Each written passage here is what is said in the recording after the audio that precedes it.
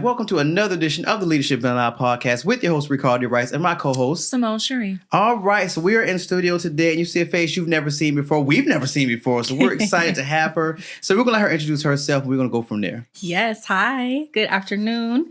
My name is Sarah Hunt-Blackwell. I am the First Amendment Policy Counsel at the ACLU of Georgia. She's a gift we didn't know we wanted today, so we're really excited about this. So I'm actually going to jump right in. So let's start with, what is the First Amendment? What does it say? How does it apply to people? Yeah, so the First Amendment is literally the first constitutional amendment that is in the Bill of Rights in the United States Constitution. And it affords us 5 different freedoms: freedom of speech, freedom of the press, freedom of assembly, freedom to petition the government, and also the freedom of religion. So it covers a lot. Mm-hmm. Yeah. Yeah, I didn't know it had 5 points. It's a lot is packaged into that one amendment. And a lot of the issues that I deal with the First Amendment, all of them kind of intersect in different ways. So if you think about the right to assemble, that's another way of saying right to protest, right? So when you're protesting, you're also usually speaking at the protest. So that's like an intersection of the rights that we have under the First Amendment. One thing I always like to explain about the First Amendment to people is that an individual person cannot violate your First Amendment right. So if, say we're on Facebook or, whatever social media platform, and you two get in a little tit, in the comments, right? Yeah. And say Ricardo deletes your comment and you're like, oh my gosh, Ricardo, you violated my First Amendment right. No, he didn't. Because Ricardo is not a government entity. Your First Amendment rights can only be violated by government entities. So that means, your public officials, public school officials, your representatives, things like that. But in like interpersonal situations, that's not going to be a First Amendment infringement at all. So that is like the number one myth that I like to dispel. Yeah, with I people. sure thought that I had the right to say that. So I guess I won't say anything else in your comments. If you oh no, look, when I say delete a comment, I say I see you deleting comments. But so to that point, what about a private situation? What about a corporation? What if because people always say all the time, like, I have freedom of speech, and then maybe like in a business or something like that. Maybe the business is trying to tell them to leave. Like, you have no First Amendment to say whatever you want in a private setting then. So when it comes to corporations, usually corporations have a speech policy that you've probably signed to agree with and to comply with. And so they basically, again, because private corporations are not a government entity, they can kind of structure what their speech policy looks like and then the expectations of their employees to follow it. So those morality clauses. Right. But they're not violating your rights. They have the right to. Exactly. Gotcha. Exactly. So what do I not have the right to say? So if is there a limitation on what I can say? So like one of the common things that is said around First Amendment is like you can't go into a crowded theater and yell fire, right? Because that's going to incite some type of like fear and probably a mass exodus of people out of the theater. So usually your First Amendment freedom of speech rights kind of end wherever there is speech that is going to incite violence or actual physical harm to someone else. So, one thing that we hear a lot about, especially now with things that are going on in the world, hate speech is actually protected by the First Amendment. So if, someone comes up to us or whatever and say, oh, you N-word, they have the right to do so. And it's hurtful and it, probably doesn't feel good. And it's really not the right thing to do, but they have the right to do it. Now, if they then turn around and say, you N-word, I'm going to... Threat, right. An actual threat. That's assault. Yeah, exactly. And then it becomes exactly assault. They have to actually be able to be in the position to carry out the threat as well, though. Okay. So, like, if someone makes a threat to you online, and they're all the way in Wisconsin, and we're here in Georgia, it's like, yeah, you're probably not going to be able to do that. So, like, even that's kind of a gray area. But if we're sitting face to face and they have a baseball bat or something, like, you N-word, I'm going to knock you upside your head. And it's like, no. Right. First of all, I'm fighting words. Right. And you just threatened me, and it's not okay. So that's how we get in the slippery slopes. Like, if the Black Panthers show up, they're protected. If the Ku Klux Klan show up, they're protected. Yeah. So how does it just whatever happens because literally both of y'all are protected? No, it's not that black and white. And the First Amendment has a lot of gray area. And that's, I get questions all the time, like, what about this? What about this? And it's like, well, it just depends on the circumstances. So, you know, again, even with like, so there was actually a Supreme Court ruling about the KKK with like cross burning. And in one instance, the Supreme Court is like, well, they can do it as long as there's not the intention of like an actual threat of violence behind it.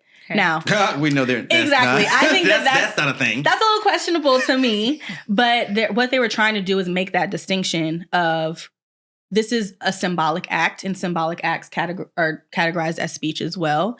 Okay. So you can have a symbolic act, but then you can have that symbolic act then turn into an actual threat. Symbolic acts are protected, threats are not.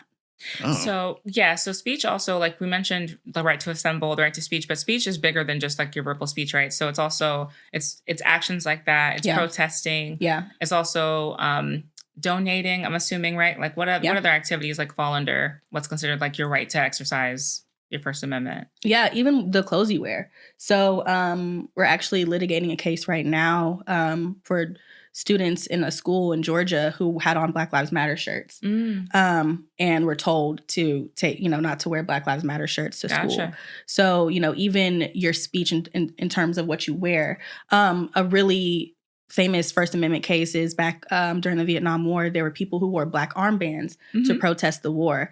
And that was, you're not verbally saying anything, but you're showing an act of, dissent and solidarity against the Vietnam War by wearing this black armband. And the Supreme Court did rule and say that you have the freedom and the right to do so. So a lot of symbolic things, like you said, where you give your money, organizations that you support, things like that. So if a lot of this plays out, it sounds like in the civil legal system, unless there's something like a verbal threat, and then maybe you have a criminal charge. But so how much, for people who don't understand, how much continuity, I guess, is there here? So if I live in Wisconsin, something happens to me, it goes to court. If I live in Georgia, it goes to court. If I is it the same? Does everyone have the same sort of First Amendment right, or does it depend on where you are? How much you can exercise it? Generally, the First Amendment rights are the same across the United States, just because it's the first, literally the First Amendment of the United States Constitution, which applies to everyone. So it applies at the federal government level, but it also applies at the state level as well. Okay. State governments also usually have within state constitutions some version of a First Amendment free speech amendment as well. So, when we sue on First Amendment grounds, a lot of times we can sue for federal claims as well as state claims because it violates the U.S. Constitution as well as state constitutions. But they're pretty much the same, though. I'm about to say, think about number 4. You said the right to petition the government. Yeah. What does that mean? Like outside of protests, what does that mean? Yeah. So that means like going to your state legislature and talking to your representative. Oh, okay. Or, doing advocacy or sending an email to your representative and being like, hey, I really don't like this bill, and I would really appreciate if you voted no on this bill. What about a sit-in? If we go to their office inside, we're not moving until you come out your office and come talk to us. Right. That's probably more a protest, but that would fall more along the lines of protest. But still protected. Yeah, still protected. But, once you're making an ask of a government entity, that is then petitioning. So this may get too deep into it, but I'm curious about that because of all of the lobby restrictions that there are, and only certain people. And in some states like Colorado, where it seems very strict, it seems like if you want to make any direct ask about supporting a bill or something like that, or no, I think what it is if you receive anything for it. So like in my line of work, we always get people to organize. We want people to talk to their lawmakers all the time. But if we pay them with even like, a free train ticket to go there and do it, just to take that burden off, or if we, compensate them an hour of missed work, then they have to basically register as a lobby. So that feels almost like a restriction. Like if I have to file paperwork and if I have to be on record as somebody who's doing this, then how do I have the right to petition the government, kind of? A lot of those same things apply here in Georgia. So we have to submit any expenditures that we've made in the effort of lobbying or, doing any advocacy on a monthly basis. The thing about the First Amendment, which applies across all 5 freedoms, is that these freedoms are not absolute. meaning that it's not just a free-for-all. It's not like, oh, you have this right, so that means, you can do whatever. The government does have the ability to kind of put some restraints on those rights, as long as it serves a legitimate interest. So, in terms of the, registering as a lobbyist and making sure that you're notifying them of any expenditures towards lawmakers, that goes more into less about the First Amendment and more about, let's make sure that these lawmakers aren't accepting bribes and, which is a thing. Right. It's very much a thing. It's a thing. Yeah. And, doing kind of unethical things by way of their constituents in order to, advance certain legislation or get personal favors or things like that. So. Okay. So outside of hate speech, how can government kind of reel it in? What other spaces can they use to reel in speech outside of hate speech? We know that's a given. Anything else? Yeah. Protest. At the ACLU of Georgia, we literally just a few days ago launched our new initiative, Protest Ready Georgia, where we're providing a comprehensive hub of resources for people across the state to be able to protest and to more easily protest. One of the questions that I get all of the time is, I have the right to protest. Why do I have to jump through all these hoops to be able to help have my protest? It's because the government can place restraints on the time, place, and manner in which we protest. Actually, pause there for me. What do those hoops look like? If I decide I want to lead a protest, because this is going to become a thing. So if I decide to lead a protest, you need to come to one before you lead one, and I can't get you one. But go ahead. That's because yours might get me killed. I'm trying to live. I'm almost 46. I'm trying to live. Like, I'm not about to play around with you. You young. Because that's going to become a thing. Like people are really voices or So what do those hoops look like? If I decide I want to lead a protest, what do I need to do? Usually, depending on the size of your protest, you have to get a permit. That's the very first hoop that you have to jump through. And then within the permit, there are a whole lot of other hoops. Okay, well, wait, because I need step by step, because I might decide to do this, and she might not be around. So I need step by step. All right, so where am I getting this permit from? You're getting the permit from the local government in the county in which, or the city in which you are protesting. So we're in City of Atlanta, right? City of Atlanta has a permit application and then also sub-permit applications that you have to fill out if your protest is going to have more than like 75 people. So and fees, I'm assuming. Yes, fees associated with those applications. What? I gotta pay to protest? Yes. What kind of fee we talking about? $100, $50? Oh, come on, Sarah. So you have application fee. You have, and that's just for the general application. But then if you have say you have a tent at your protest where you're going to have a tent for like a water station or a medic station or something like that, then Atlanta Fire gets involved. And you have to pay an application fee for their application. Oh my God. You have to get a certificate saying that the tent that you are going to put up is not flammable, which probably has another associated fee. A lot of times, too, you have to get security. Exactly. You have to pay for, depending on how large your protest is, you have to pay for the officers to be present at your protest. Probably insurance as well. And that's usually the highest cost because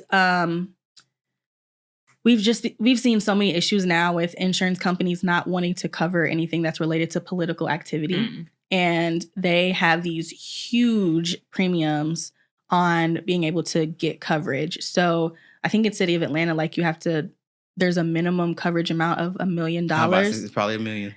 And with that, you have to pay, I guess, the deductible or whatever ahead of time. And it could be anywhere from $300 to $500 on top of all your application fees, on top of your security, on top of everything. Cut the crap, sir. Cut the crap. So we're looking at about $600 or $700 just to have a protest? If not more. With no material. Oh, my God. And what about, so what about the, so you mentioned insurance. Yeah. Can a city could just flat out deny you? Yeah. They can just say no. Yes. So it doesn't necessarily matter about the paperwork. They could just say, no, you're not allowed. Well, they have to provide you with a reason. Okay. And they have to provide you with an alternative channel to be able to do your protest. So if they say, we're denying your application because you want to shut down Peachtree at 5 p.m., that's not going to work. Peachtree at 5 p.m. is a hot mess. A hot mess. Sure. They're going to deny that, but they're going to say, instead of 5 p.m., how about, midnight? Well, no, they're not going to say midnight because they usually deny things that are overnight as well. Okay.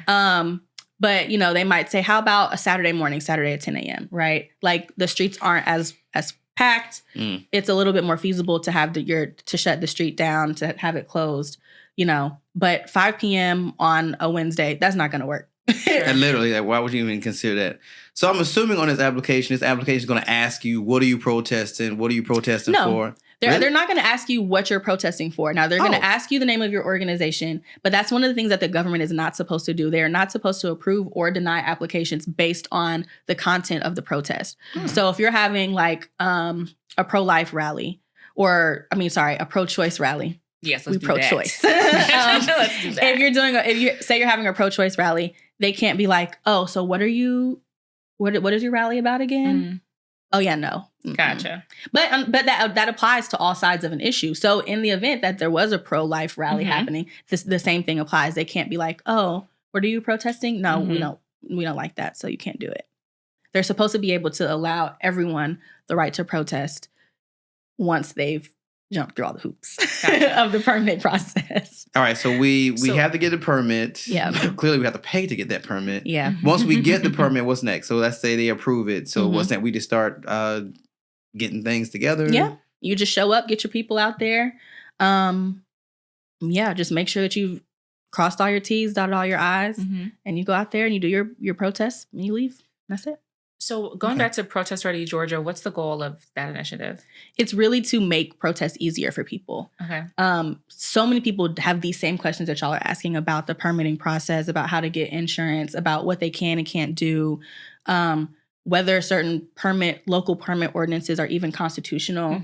So we have all of these questions. People really don't know what their rights are, and they don't know the full breadth of what their rights are. So we're trying to inform people, educate people, help them with the process, make it easier for people to go out in the streets, because there's a lot of things that we should be protesting right now. Yeah. It's true. I never thought about it until now. It's like, I don't normally say much, but boy, this is out of hand. Yeah. Like, this is really out of hand. Things are getting really out of control, and we want people to feel safe in their ability to go out and protest, whether they're having a huge demonstration or they're just one or two people standing on a street corner with a sign. Right.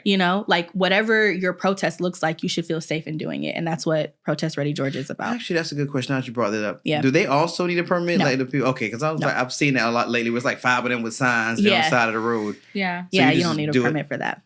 But the fear alone of breaking the law is discouraging, right? Like if people feel intimidated by the process and they're like, oh, I don't think I can pull this off. Well, that alone is suppressing what might otherwise, it sounds like, be free exercise of speech. But because some things are, like, I know megaphones, we've run into this before. You can't use a megaphone everywhere. Or if you want to go inside an actual Capitol building, I know there are some capitals that don't allow certain memorabilia inside, or hanging banners off the highway, which can be very effective, is not always allowed. Right.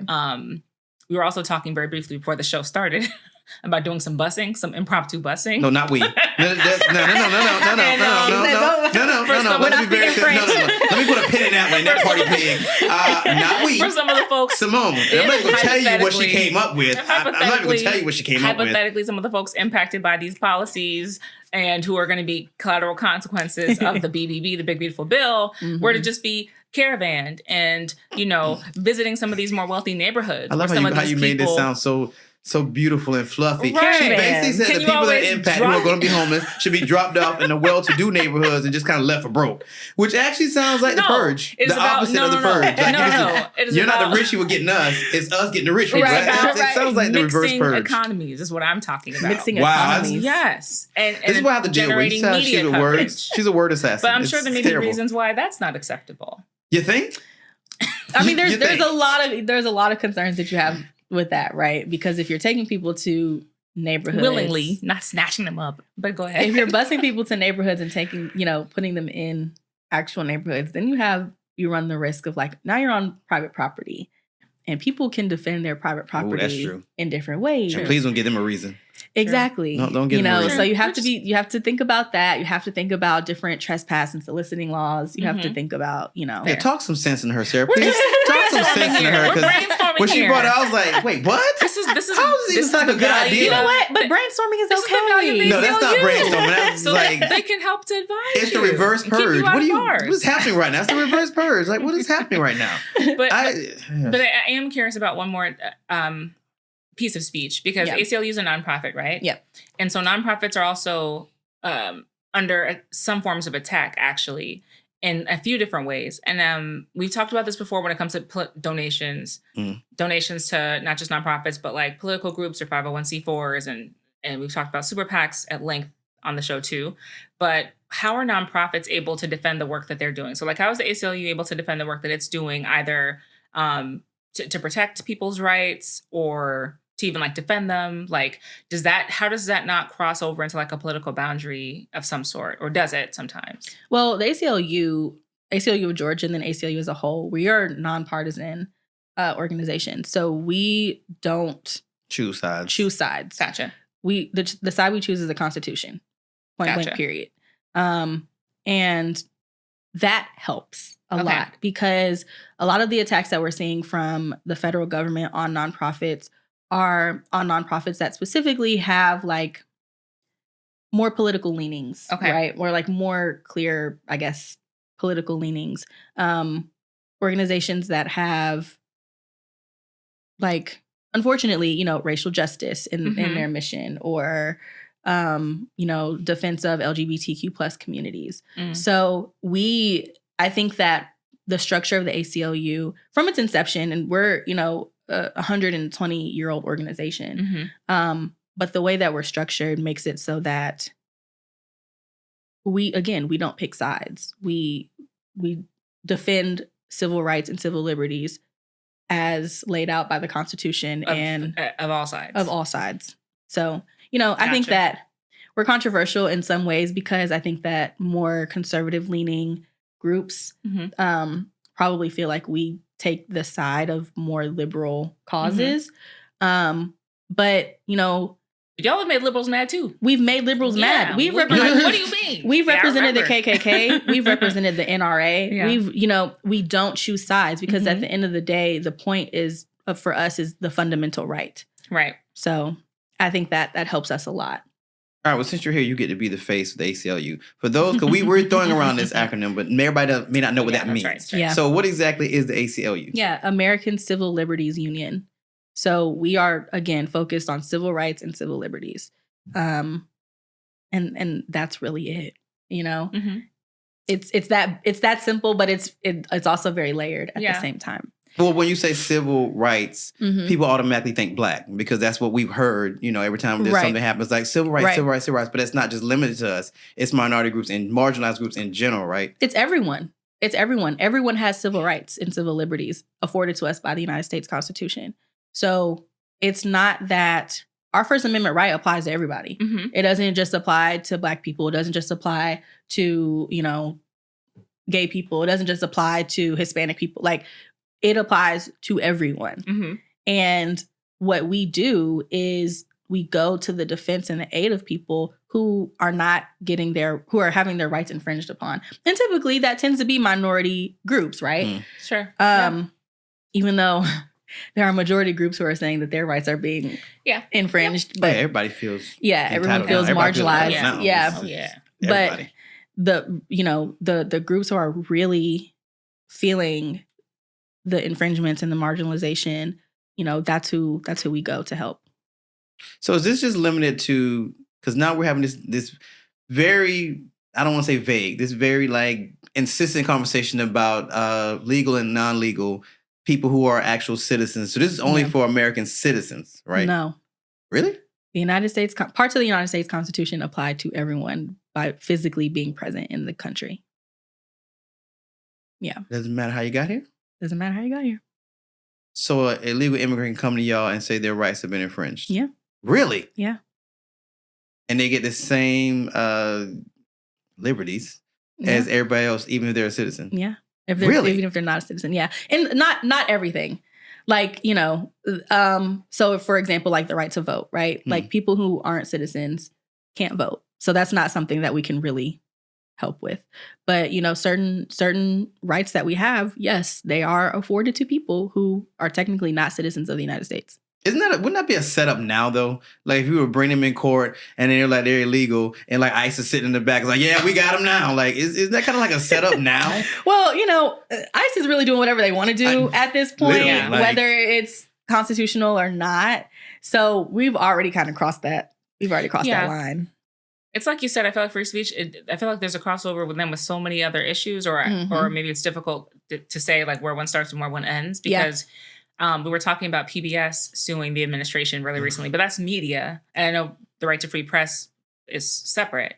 But it's like, when does it become separate? If you're a media entity? It's technically wrapped into the First Amendment. Okay. So, yes. Within those 5 First Amendment rights, you kind of have these like sub rights or liberties. Gotcha. The right to receive information is one of them. Mm-hmm. And so PBS, NPR, like those are organizations that provide information. Yeah. So that's not what Elon Musk said. I'm still trying to cares what he said. Literally, how does Sesame Street get defunded? How does Sesame Street get defunded? I don't understand.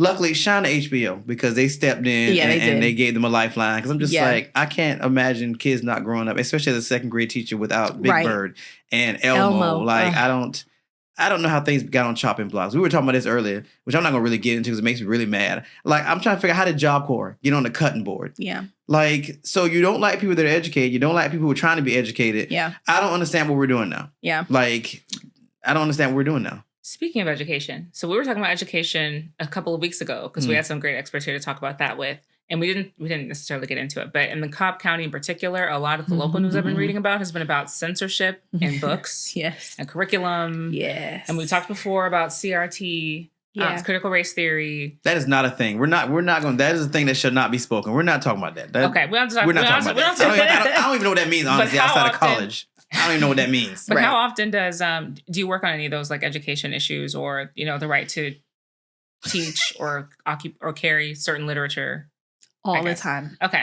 What are some issues that people may not know about in that space? Oh my gosh. The books that are being banned across the state, it's ridiculous. Like they're banning Huckleberry Finn. They're banning. Actually, I thought that would be on their side. I'm surprised they want to ban that. Right. I thought that'd be on their side. Like I'm just curious, what is the logic behind it? Is there logic or they just like, we're banning this one? They say there's logic, but the trend that we've seen in so many of the different book bans is that they are banning books that have anything to do with race or LGBTQ plus experiences.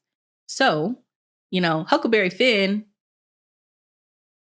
there's some elements in there that aren't too great for Black people, right? I figured that'd be their side. We only read that book when I was a kid because we were forced to read that book. It wasn't something we went to like, I want Huckleberry Finn. Exactly. So I'm like, the fact that you said it's being banned, like, that's not even us book. Yeah. Or even like To Kill a Mockingbird, right? Like that one. I can see that one. Because there's this whole, especially in Georgia, there was this legislation that was passed in 2022 called the Divisive Concepts Bill. And it laid out 9 topics that are divisive. Oh, I'm sure slavery was at the top of that list. Race. They all had to do with like racial matters and not being able to discuss things about race, like saying that the United States is inherently racist, or that one group, was racist against another. And like there's these 9 things, and it's currently it is law in Georgia. I would say, but that's infringing upon. It is. So how did that even get passed? Are we in court about that? No, I wish that we were. I really wish that we were. We didn't take that one to court? We did not take that one. Because that's going to kill all our books. To Kill a Mockingbird. I know why the cage bird sings. So is this a situation of things are not legal, or is this a situation where, because I get this confused with the federal government, where it's a question of, well, we're not going to fund you and we're just going to take all your resources away. Is it a situation where like a school cannot receive any tax dollars if they teach on certain things, or is it that, no, it's illegal to teach on certain things? It's illegal, but you also then risk your funding, and the teachers then risk their jobs. Sure. So speaking of Cobb County, there was an educator who was terminated for reading a book called, oh gosh. Oh, you got to remember this. I'm very curious. You got to remember this. Is it like My Something is Blue? What's it called? Oh, I mean, sorry, not blue. My Something is purple, but it's essentially My Shadow is purple. And it's an LGBTQ plus children's book. And apparently the situation was, her students asked her to read the book, like they wanted to read the book.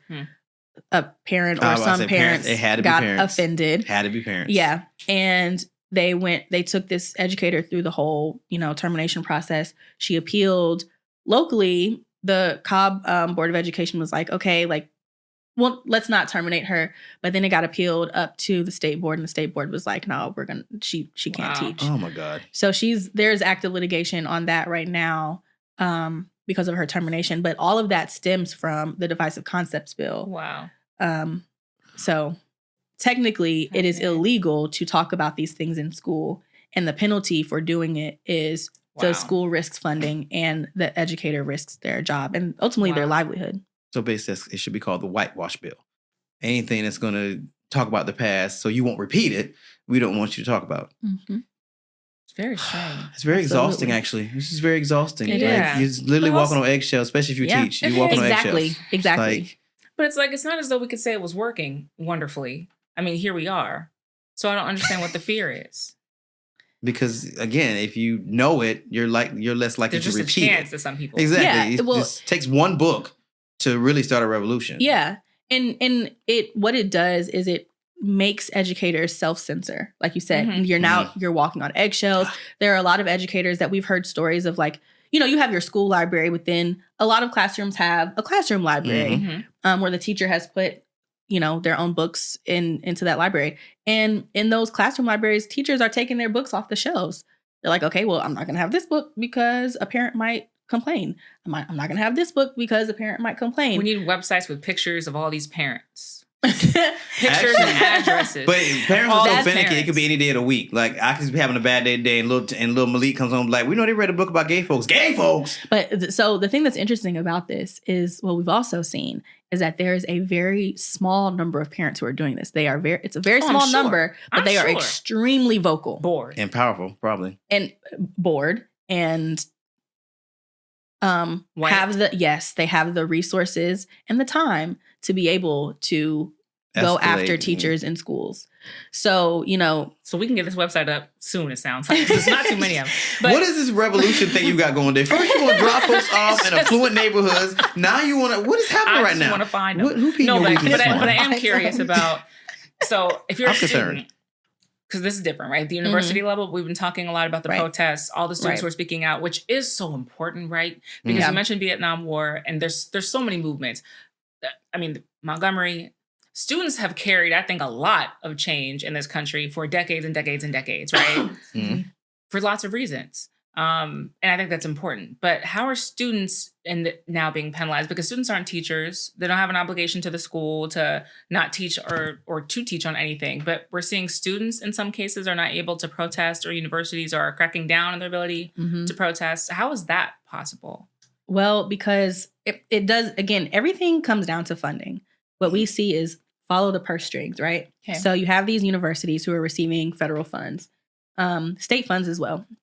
And so what you can do is you can say, hey, school XX university, if you don't create these policies for your students to abide by, we're going to penalize you by not giving you the funding that you need. Or we're going to cut your funding for certain programs, or we're going to cut your funding for certain organizations on campus. So then it's really a difficult situation for these schools to be in, because they are literally stuck between a rock and a hard place. Yeah. They're stuck between their students being like, we should be able to voice our opinions on campus. This is a campus, for goodness sake. Like, this is, if not, there's probably no other better place for there to be discussion, for there to be an expansion of ideas and thought. And you all are restricting us. But then that school is then hearing from the top, we don't care how they feel about it. If you want this money, if you want to continue operating, shut it down. But it affects so much too, right? Because we were talking about, how do you have an affinity group that may have certain opinions? How do you have then a young Republicans on campus even? Like, how does that make sense? Well, these things are actually staples on campus. Like, most campuses have a young Democrat, How do you have young a speech and Republicans. debate? How do you have, Right. It takes away your Black Student Union. It takes away your women's organizations. It takes away your Asian American organization. Like, it takes away all of these things. Well, let's just call it what it is. It takes away the diversity of your campus. Let's just call it what it is. It takes away the diversity of your campus. Exactly. Like I said, I went to Coastal, so we had all those organizations. And if you want to start one, you go on Old Sal. Hey, I want to start an organization. You do the paperwork, and then you start having your meetings. Right. To the thought of not having that, it's like it's no longer academia, it's just education. I'm just going to school to, and actually it's not even that, because I don't know a book I can and can't read. Exactly. So it's like, I don't know, I just feel like there's a war on the next generation. Yeah. You know, defunding Job Corps, defunding Head Start. It's like, so you don't want any kind of workforce in the next 20 years with any level of intellect. Exactly. And independent thinking. Literally. Because, and that's something that we see all the time too. It is so easy to scapegoat young people. It's so easy to start with young people. Sure. And because that's a starting point, because once you start unraveling the rights of young people, you can then move up and start affecting the rights of other people. And it's so easy to do, because what we hear all the time during the state legislative session here in Georgia is, oh, we're protecting the kids. We're protecting the kids. Yeah, protecting them from what? Need to protect from you, airheads. Protecting them from what? And it frustrates me all the time, because I'm like, if we really want to talk about protecting kids, why are we not talking about gun control? Why are we not talking about... Because that's money. Definitely not talking about those are purse strings. Why are we not talking about providing parents with the resources and opportunities to be able to take care of their children effectively, so that children are getting healthy meals and... Oh, nobody cares about that. Different, opportunities, extracurricular opportunities. Like, if we want to talk about protecting kids, there are ways that we can talk about it. But these, banning books and restricting things that can be discussed within the curriculum, like that's not protecting anyone. It's really not. It's just discouraging independent thought. Yeah. And they just turn to drones. Right. It's turning to drones, which is absolutely terrible. That's a whole other... Okay, so we were talking vaguely about protests, and kind of, for me, how they kind of set up this web with protests. So a couple of years ago, they passed that bill about nonprofits, and I think they could only bail out 3 people like a year. So now we're in a space where protests are actually needed. So what does that kind of look like? Like, are we seeing people just sitting in jail now because they don't have nonprofits there to kind of bail them out? What is this looking like? So it's looking more like there are a lot of attorneys who are stepping up to the plate to provide pro bono services. Oh. So you don't necessarily, bail funds don't necessarily look the same as they did a few years ago, but we have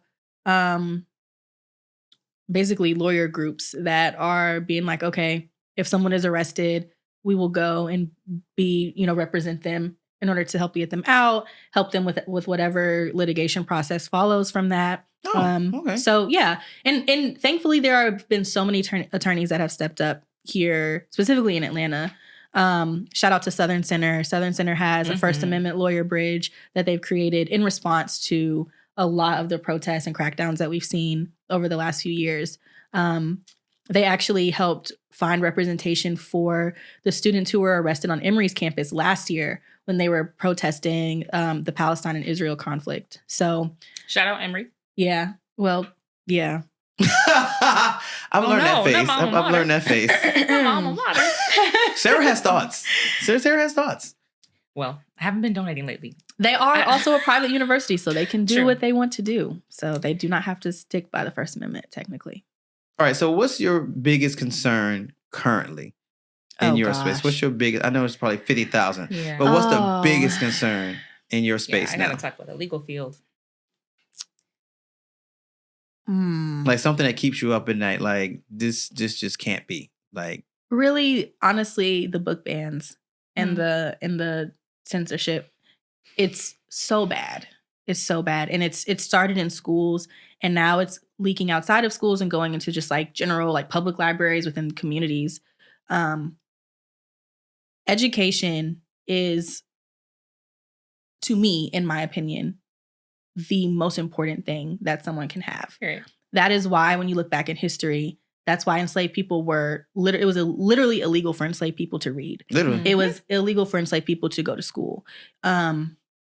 Education is a gateway and a pathway to so many things. And I'm not even talking about higher education, right? I'm not even talking about going to college or education. Like, education helps you think. Mm-hmm. Education helps you develop as a person. Education exposes you to experiences that don't match your own. And we went on a book tour or a book band tour last year. And there was someone on the book band tour who said that book bands are empathy bands. Sure. Oh. Because you lose the ability to be able to empathize with other people who don't look like you or who don't live like you. And seeing these things, that really is what keeps me up at night. It's so pervasive and it's so stifling that, like you said, we are breeding a generation and generations and generations and generations after that of people who will not have the ability to think for themselves, who will not have access to accurate, factual information. Don't get me started on a fake news thing. Yeah, and it's literally disastrous for a community and for our country as a whole. Do you think it will get as bad to the place where people will be sent in to check libraries to see what's on their shelves? It's kind of happening already. Really? Yeah. It's already starting to happen where, there's bills being introduced to the legislature where parents will get notifications of what books their children are checking out. So once you get that notification, if your child goes to the library and they check something out and you get the notification, you're like, what's this book doing here? You can then file a complaint and say, I want this book out. Oh, good God. It's so insane to me that these are parents who, when they were growing up, had that luxury. Like none of this existed. That luxury. I'm also, it's strange to think about when you mentioned like we weren't eager to read that book. We were not eager to read. I remember my mama saying, I hate that you got to sit in class just so a whole bunch of white kids can say the N-word free for all just because y'all are reading a book. I was like, that's really unfortunate for my daughter and the two other black kids in the school. Mm-hmm. We weren't even eager to read it. No, we really wasn't. But now banning it is insane to me. But that one literally threw me. I'm like, that's not even an us book. Like, how did that even make y'all list? That's not even an us book. Like, because it's all about the. They're not reading Malcolm X's autobiography in school. That part. It makes the white kids feel guilty. Yeah, we don't want that. That's the thing. Insane. We don't want that. That is insane. Yeah. I have a question about the profession. I thought you were going to mention something else because I think about it. Mm-hmm. For my attorney friends, is just that the targeting of so many attorneys, whether they're lawyers and they're representing clients, or if they're judges and they're disagreeing with positions, and there's just so much. I don't know if the average person is able to. I'm hardly able to understand the different levels of not just like courts, but also the roles that they play in responding to certain decisions. Mm-hmm. And when you have someone who may be like delaying a ruling, or someone who may be overruling that delay, that's always a little bit confusing. But I also feel like I've seen the American Bar Association make comments about how important that separation is, and I feel like as the American people, a lot of folks, especially maybe in 2016, that during the first administration, were thinking, well, surely the courts, surely. And, and now even more so, right? Because we were supposed to have all this separation. Yeah. And so I'm really curious about like how you've seen the field respond to their role, and like has that made more people feel like, I'm going to be a judge. Maybe I was interested in it before, but maybe I do want to be a judge. Maybe I do want to aspire to work to be a Supreme Court judge in the state of Georgia or something like that. I think that there's intimidation, right? Oh. There are a lot of attorneys who, feel intimidated, feel in the same way that we were talking about the teachers, right? Yeah. Like your livelihood is literally on the line if you do not conform. Exactly. And so we've seen, unfortunately, there have been a lot of law firms who are conforming, who are complying with the demands from the Trump administration. But we also see a lot of attorneys who are like, no, forget this. I don't care. Like, and I will preface this by saying it is a very privileged position to be in, to say, I'm going to resign from my job, from my 6-figure, however much paying job, to step down from this position because I don't agree with the fact that my law firm is bending to the will of a tyrant. Okay. Literally. That's a very privileged position to be in, to be able to do that. So I also think, again, about those people who are stuck between a rock and a hard place, where they may not be in a position. They have kids' tuitions to pay for. They have groceries to pay for in a time when eggs are $7. Well, I guess they're $5 now. But you know, it's really tough. And we've seen things on both sides. You know, we've seen people who step up and are like, I'm good on this. I'm going to go and make sure that my efforts are being put in the right place. And then we've seen people who are like, nah, bro, I got kids. I have a livelihood to maintain. And, you know, it's easy to criticize one or the other, but until you're put in that position, I don't think, you know, I don't stand in judgment of anyone who is faced with that dilemma. But thankfully, you know, I have seen a lot of attorneys really step up. So on May 1st, it was May Day, and down at the city of Atlanta, we reaffirmed our oath and reaffirmed our commitment to the rule of law. And so there were so many attorneys who came to City Hall and literally restated the oath that you state when you are sworn in to the bar here in the state of Georgia. That's a nice symbolism. Yeah, very great. And like so many, you know, attorneys who have just been, you know, admitted to the bar, all the way up to attorneys who have been practicing for 40 plus years. So, you know, it was very inspiring and a renewal to see like, okay, there are still people who understand that we have a rule of law and that we should be sticking to this rule of law. So, you know, again, it's a tough spot to be in. It is. Final thought. Yeah. Anything you want to leave with the people? You know, stay hopeful. The reason why I said the thing that keeps me up at night is the situation with the censorship and the book bans is because, again, if we stop thinking, if we stop our ability to, you know, think for ourselves and speak out, we lose everything. It doesn't matter who's in office. It doesn't matter who's sitting on the bench. It doesn't matter who our lawmakers are. If we stop thinking, that's it for us. And in order to keep thinking, we have to stay hopeful. And it's hard. It's so hard. Yeah, it's getting harder. I'm not gonna lie. It's getting harder. Harder every single minute of the day. But we have to do it. So stay hopeful, keep thinking, and question everything. How do people get in touch with you? ACLU of GA. That's on all of our social channels. Like I said, we just launched Protest Ready Georgia. So we have Protest Ready GA at acluga.org.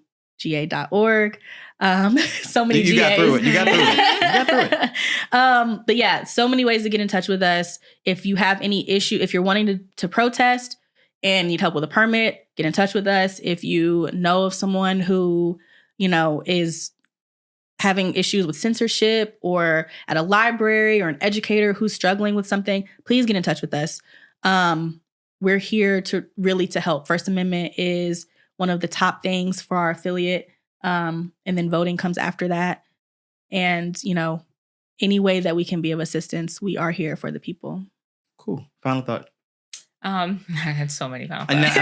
Keep it cute. I definitely encourage everyone to follow the ACLU really in your state, frankly. So if that's Georgia, then that's great. But they do so much to help people to understand how to protect their rights. And it's in lots of situations. It's with what if ICE does knock on your door? You know, what do you do? What do you not do? Everyone needs to educate themselves on what their rights are, because we are our only option to do that. So absolutely. All right. Special thanks to our special guest today. Yes, thank you for coming through. Now you're Blend family now. So and I have your email. So yes, I don't have to use Chris. I have your email now because let's get you if I want you. Yes. But no, definitely, like I said, the gift that we didn't know we wanted. And thank you for coming. Thank you for agreeing to it last minute, because it was last minute. And yeah, if we stop thinking, we in trouble. So we just got to keep it up. And I know hope is getting hard to hang on to, but imagine how our ancestors felt during slavery. So this is a walk in the park for us. Exactly, and beyond. So technically, this is a walk in the park for us. So let's just keep up the fight. And we will see you same time, same place on Leadership Blend Live podcast with your host, Ricardo D. Rice, and my co-host, Simone Sheree.